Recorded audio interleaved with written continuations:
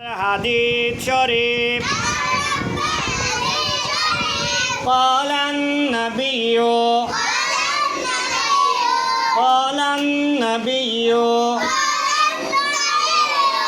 মাথা তোলো قال النبي صلى الله عليه وسلم المسلم ما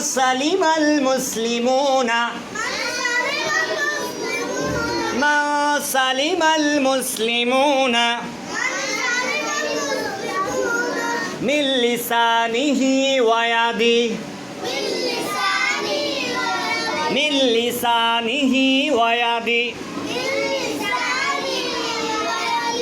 المسلم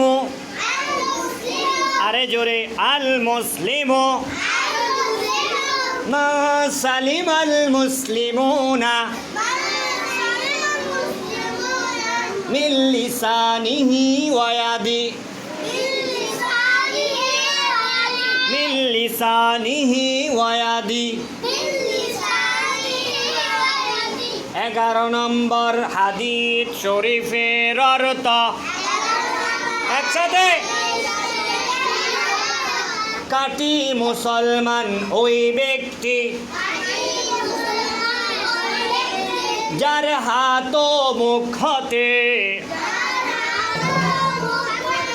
আওয়াজ চলে গেছে যার হাত ও মুখতে অপর মুসলমান নিরাপত্তাকে যার হাত ও মুখতে